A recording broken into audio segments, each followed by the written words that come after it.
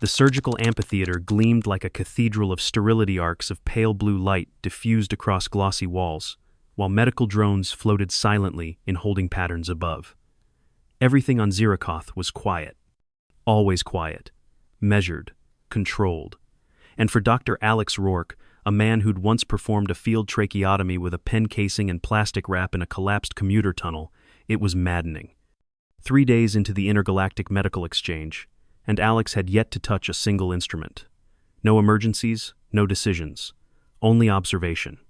He was, as he sarcastically put it to his personal log, a glorified clipboard with legs.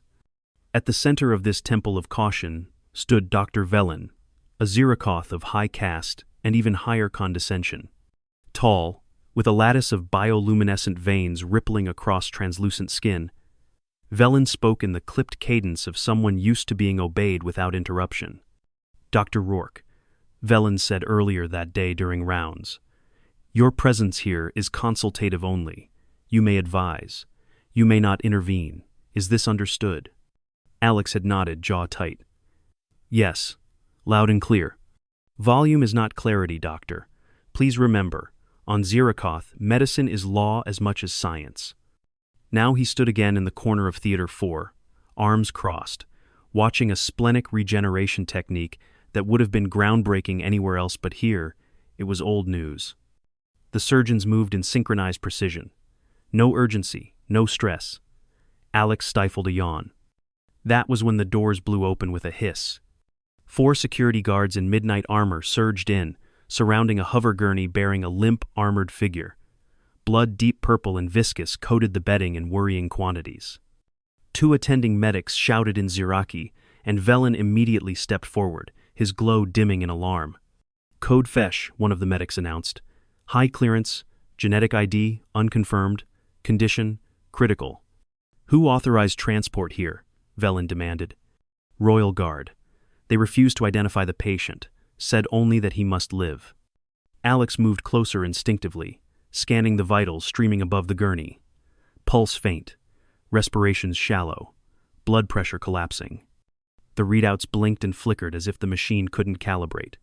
But Alex saw the jugular distension, the muffled heart sounds, the narrowing pulse pressure.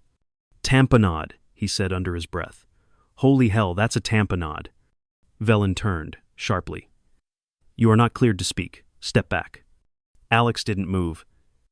"He needs a pericardiocentesis now. There's fluid compressing the heart. You wait for protocol. He's dead in minutes." Velen raised a hand. "We require gene validation and immunocompatibility testing. We don't even know his species for certain. If we proceed without identification and a match, we risk anaphylaxis, systemic shock." "He's Zirakoth," Alex interrupted. "Look at the vascular patterning. That's your physiology. I don't need a genome scan to see that." "That is not your call," Velen snapped. "We follow protocol." The patient jerked weakly. The heart monitor stuttered. Alex watched the waveform flattening. He felt it like a slap. No one else moved. He took 1 step forward. "Velen, you know I'm right. I know you are unauthorized." Then Alex made his decision. He pushed past the drone hovering beside the surgical prep bay and snatched an emergency access kit. He ripped open the sterile wrap with shaking hands, dumped the contents into a tray, and began modifying a vascular line with a guided probe. No fluoroscopy, no imaging aid, just anatomical memory and gut calculation. Velen raised a voice in Ziraki. Security moved. But Alex was already kneeling beside the gurney, swabbing the subxiphoid space with antiseptic foam, finding the angle. He visualized the path between the ribs, beneath the sternum, straight into the pericardial sac. He whispered aloud, not for anyone, just to keep himself steady. 2 centimeters anterior tilt, follow the apex. The needle slid in. There was resistance, then give. He pulled back. Dark fluid surged into the line. The heart monitor began to stabilize. Not spike, not recover fully, but steady. "Pulse is coming back," he said aloud, breathless. Silence hung like a blade. Then Velen spoke, voice metallic. "Detain him." Alex looked up as 2 guards moved in. Hands seized his arms. The tray clattered to the floor. "I saved him," he said, incredulous. Velen's face was unreadable. You violated the intergalactic medical accords. You acted without authority. You endangered a being whose immunogenetic profile was unknown. Alex struggled as they pulled him upright. He was dying. And you will answer for that violation, Velen said coldly. Perhaps before the council, perhaps before your own people, but you will answer. The room blurred. Not from fear, but fury. You'd let him die, Alex spat, just so no one could say you broke the rules. Velen turned away. As the doors slid shut behind the guards escorting Alex to holding, the patient on the gurney exhaled, shallow but intentional. Alex didn't see it. Velen did. And his glow dimmed even further. Alex sat on the cold polymer bench in the detainment suite, flexing his fingers to keep the blood flowing. He hadn't been cuffed. Zirakoth protocol didn't see him as violent, but the two security personnel stationed outside the translucent wall didn't look like they would hesitate to change that classification. He stared at his hands. The back of one was flecked with dried purple blood. His own knuckles were red, pressure marked from gripping the needle. His heart hadn't slowed since. A medical protocol hearing had already been convened. That was fast. Too fast. Which meant someone powerful was very angry or very scared. Probably both. They hadn't told him if the patient survived. He leaned forward, elbows on knees. He couldn't sit still.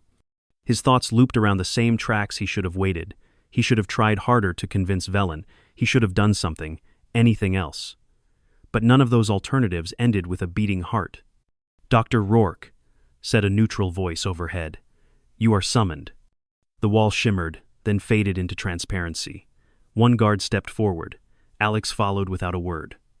The hearing room was elliptical, sterile, lined with shimmering vertical lines that undulated faintly, like water refracting light. 5 Zirakoth medical magistrates stood on an elevated dais. Velen was there too, his bioluminescence subdued to a dull gray-green. A small crowd had gathered behind a partition, observers, dignitaries, maybe a few from the exchange program. No humans. Alex stood alone in the center. Dr. Alexander Rourke of Earth intoned the magistrate in the center, a tall Zirakoth with silver-tipped extremities. "You stand accused of violating tenets 3.4.2 and 7.9.1 of the Intergalactic Medical Accords, as ratified by the Council of Allied Civilizations. Do you understand these charges?" "Yes," Alex said, voice dry. "I understand I broke protocol." "Do you deny performing an invasive, unauthorized procedure on an unidentified critical patient in Theater 4, without clearance or genetic verification?" "I don't deny it," Alex said, "but I don't regret it either." A murmur rippled through the observers. The central magistrate raised a hand for silence. "You are not here to debate morality, Doctor." "I'm not trying to," Alex replied. "I'm just saying that your rules don't stop someone from dying. They only stop you from getting blamed." Velen's expression didn't change, but his glow shifted subtly. The magistrates conferred telepathically, evident by the synchronized tilt of their heads. Finally, the central one spoke again. "Were you aware of the patient's classification?" "No," Alex said. "I was told nothing. I looked at his symptoms and did what I knew would save him." The room went quiet again. This time, longer. Another magistrate spoke up. "You are aware that violation of the accords in our territory typically carries permanent revocation of medical status, and in some cases, punitive extradition." Alex swallowed. "Yes. Yet you proceeded, because he was dying, and your own ethical code overruled that of the host institution?" "I followed the Hippocratic Oath," Alex said steadily. "I swore to do no harm, and in that moment doing nothing would have killed him." Velen stepped forward now. His tone was low, precise. "Doctor, do you believe we were incapable of saving the patient?" Alex hesitated. "I think you were unwilling." That landed like a slap. Velen's glow blinked. "I will state this plainly," Velen said. "You did not save a patient. You interfered in a matter of political and biological sensitivity. You endangered yourself, us, possibly the entire diplomatic exchange. Do you understand that this wasn't simply a medical judgment?" Alex stared back. "Number it was. It always is." Velen opened his mouth, but then a whisper passed through the gallery. A door at the far end of the room opened. The guards straightened. A figure entered, draped in layered silk fiber robes of black and indigo, an ornate respiratory neckpiece slung loosely around his collar. He walked without support, though his posture was slightly stiff. The purple hue of his skin was unmistakable. Alex's eyes widened. The patient, alive, standing. Velen's glow dimmed further. The man moved to the center of the room with quiet authority. His eyes scanned Alex, then Velen, then the magistrates. He removed the neckpiece. "I am Carix of House Sulayan, heir to the high crown of Zirakoth," he said. Dead silence. "My life was saved 3 hours ago," he continued, "by a human who did not know my name, and therefore had nothing to lose." A soft intake of breath from somewhere behind the magistrates. Carix turned slightly, not looking at Alex. "I was born with a circulatory defect. Rare, but real, hidden from public record. I was never to ascend, not without a clean genetic profile. This chamber knows the consequences of that revelation: disqualification, political fracture, civil unrest."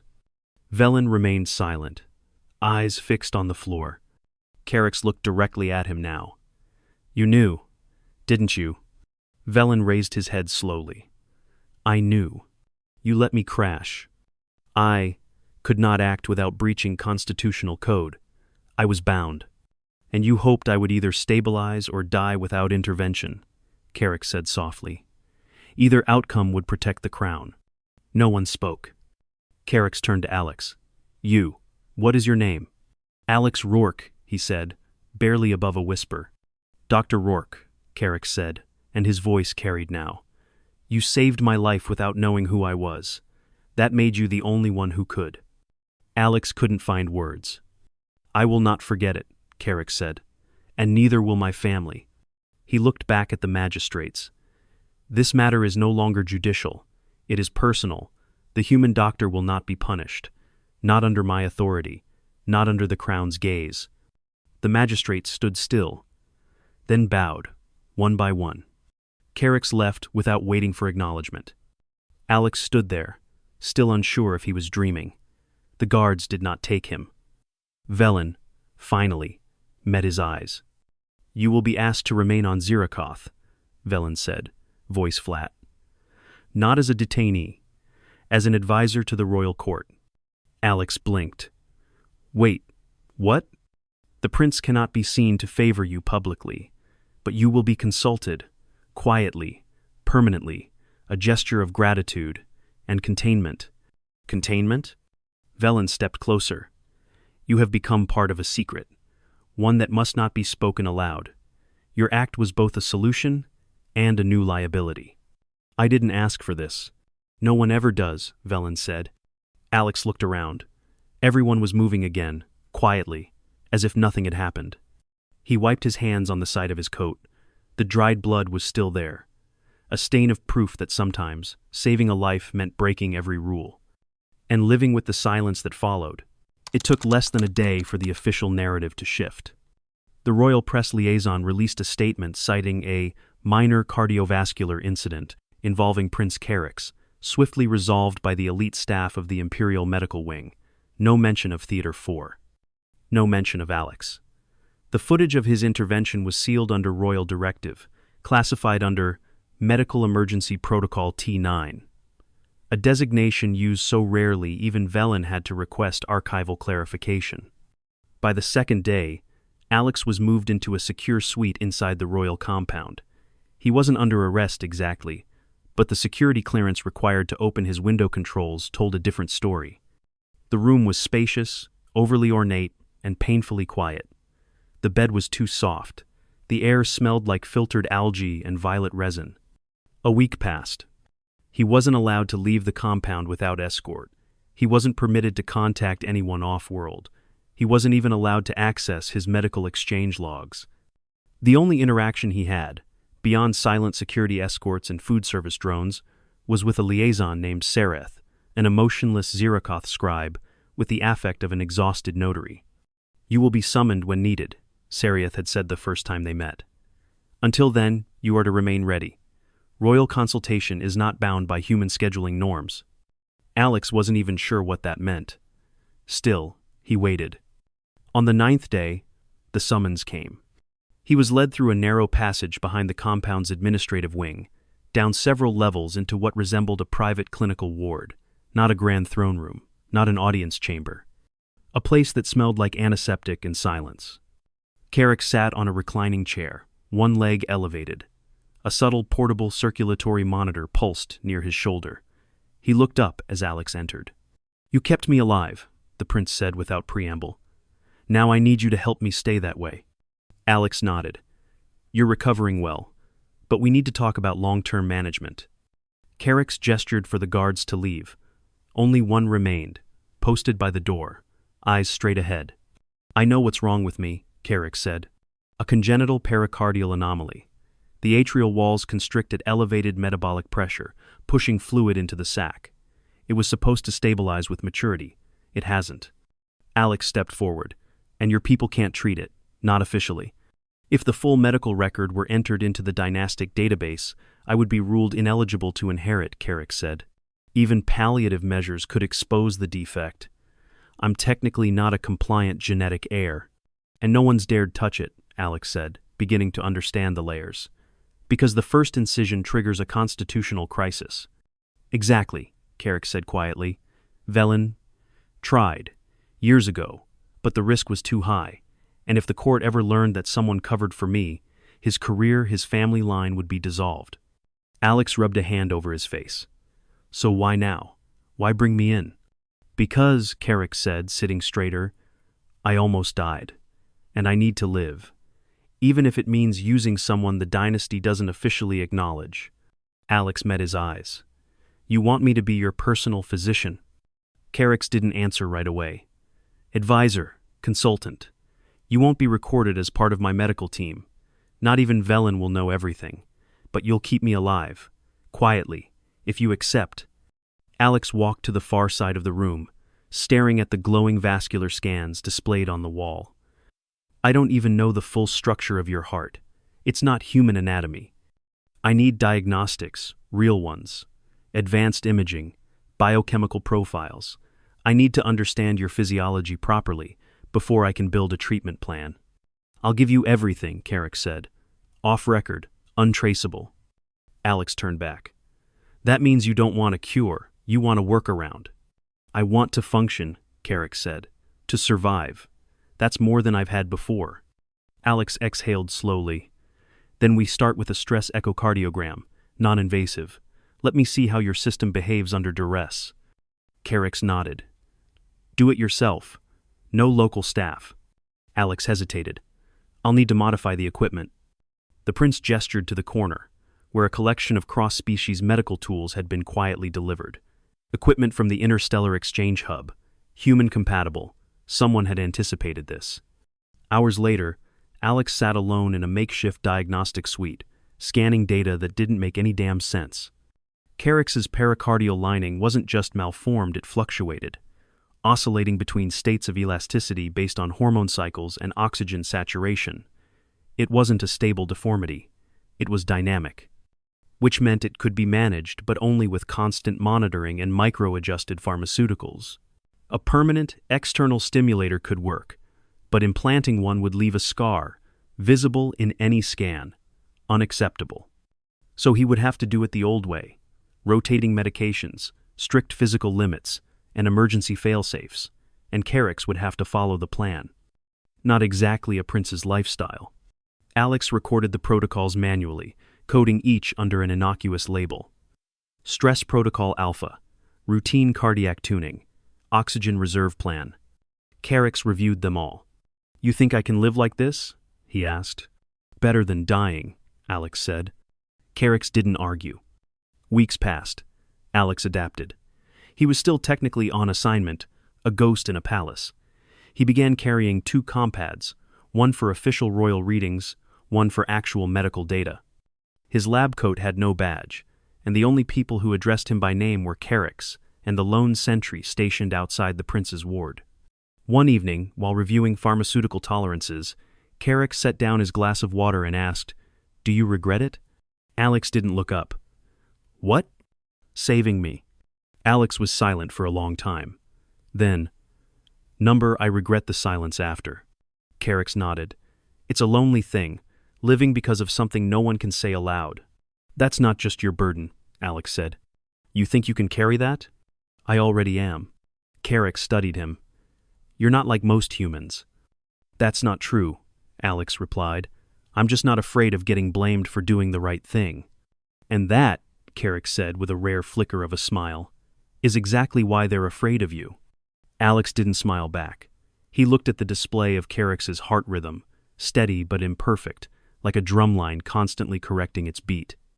You're stable for now, he said, but we're going to need to upgrade your meds again. You're compensating with respiratory overdrive. Carrick raised his glass in a quiet toast. To life then, even the hidden kind. Alex raised nothing, just nodded once. Because sometimes saving someone meant becoming invisible beside them. And still showing up anyway. 3 months after the emergency in Theater 4, Dr. Alex Rourke was granted access to one of the most classified areas in the entire Zirakoth Empire, a private laboratory embedded deep within the cliffs of Kithaeron Ridge, accessible only through biometric corridors and guarded by sentinels who answered directly to the royal bloodline. The lab had no windows. The entire complex was shielded from atmospheric scans. It was technically non-existent in official records, which made it the perfect place for a human physician to quietly keep a future king alive. Alex walked its curved halls with the familiarity of someone who had learned to function in the shadows. He knew where the prototype mixers were, how to bypass the drone sanitizers when he needed to customize compounds, and which corridors to avoid when foreign dignitaries were being toured nearby.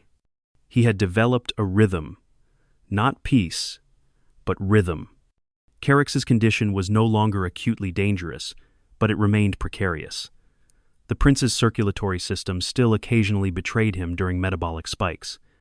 Stress-induced flare-ups, altitude transitions, even minor infections could trigger fluid accumulation again. Alex had developed an advanced telemetry patch. The prince wore discreetly under ceremonial garments, coded to look like a decorative bio-sigil. It fed real-time data to a concealed compad Alex carried at all times. He'd come to dread the chime it made. On that particular day, it chimed once. Then twice. Then it screamed. Alex sprinted through the corridor toward the prince's private suite, override key already in hand. When he burst through the security doors, 2 guards stepped aside without asking. They had been told never to interfere when Alex moved like that.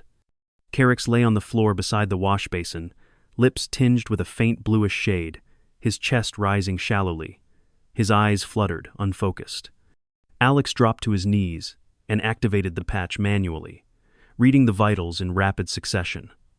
O2 sat 83%, pericardial pressure rising fast. The telemetry implant had picked up a post-viral echo minor inflammation, causing sac fluid to accumulate again. No warning. No buildup. Alex opened his bag, already assembling the pressure relief kit. I warned you not to fast-track the ceremonial endurance trials, he muttered, half to Carrick's, half to himself. The prince tried to speak, failed, and closed his eyes. Alex guided the needle with firm precision, tapping the same vector he'd used the first time. The anatomical memory was still there, embedded in his fingertips. The moment he aspirated fluid, the saturation levels began climbing. Carrick groaned faintly. Alex leaned over him. That's what happens when you try to outdance your own defect. Carrick gave a hoarse chuckle. Ceremonial endurance is overrated. You passed out in front of 2 ambassadors. They thought it was a meditative ritual. Don't make that a habit. Alex stayed with him as his pulse normalized. 10 minutes passed before Carrick could sit up. Another 20 before he was strong enough to walk without assistance. Later, once the crisis passed, the prince sat in his private study, a low-glow fireplace crackling behind him. He was bundled in recovery layers, sipping electrolyte broth. Alex sat across from him, tapping through logs on his tablet. We're going to have to revise the emergency protocol thresholds. Again, your levels are dropping faster now. Recovery is taking longer. Carrick didn't respond immediately. Something wrong? Alex asked. The prince set down his cup. A decision is coming. Alex looked up. My father will step down in the next cycle, Carrick said quietly. They'll name me his successor. That means full public scans, a dynastic confirmation audit, all the ceremonial trappings. Alex's stomach turned. If they scan you, they'll see the patch, the telemetry implant, the subcutaneous scar. They'll disqualify you. Carrick nodded. Yes, unless we change something. Alex leaned forward. What are you thinking? An internal regulator, organic, grown from my own tissue, hidden beneath reconstructed lining. Could we do it? Alex exhaled slowly. Maybe, theoretically, but we'd need to design it from scratch.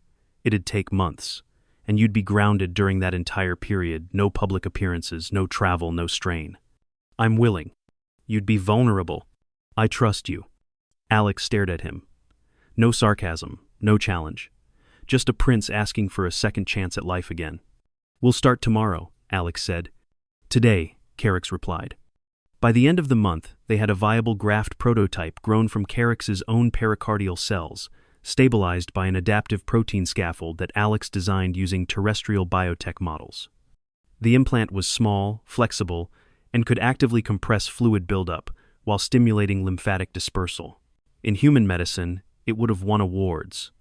On Zirakoth, it couldn't exist. The surgery was performed in the clandestine lab under full neural sedation, with only 2 aides assisting. It took 6 hours. The procedure was clean, the implantation seamless. Carrick recovered over the following week with minimal inflammation and no visible external signs. He walked again without assistance on the 8th day. He sparred with his guards on the 10th. By the 12th, he stood before the Royal Council in full regalia, passed the genetic scan, and was named heir to the High Crown in front of 9 planetary emissaries and the prime speaker of the Galactic Convergence. Alex watched from a quiet feed in the corner of the lab, his presence scrubbed from every recording. That night, Carrick visited him privately in the lab for the last time. I will be crowned in 60 rotations, he said. You'll receive a diplomatic advisory badge. Level 9. You'll have freedom of travel. Alex raised an eyebrow. That a reward? It's a contingency, Carrick said. If things ever come undone, if someone ever finds out what we did, I want you to be able to leave safely, or stay. Your choice. Alex said nothing for a while. Then, I'll stay. Carrick studied him. Why? Because I didn't save you so I could run. The prince smiled. I'll be seen from now on, always in the light. But you'll stay in the dark. That's the price of this. I never cared about light, Alex said. Only rhythm. Carrick offered his hand. Alex took it. And just like that, the physician who had broken every rule to save a stranger became the guardian of a future ruler's greatest secret. His name never entered the record. But on a distant world, far from Earth, a throne stood balanced on the heartbeat of one man because another had refused to wait for permission. And somewhere, in the quiet halls of the royal compound, a telemetry chime pulsed steady and strong.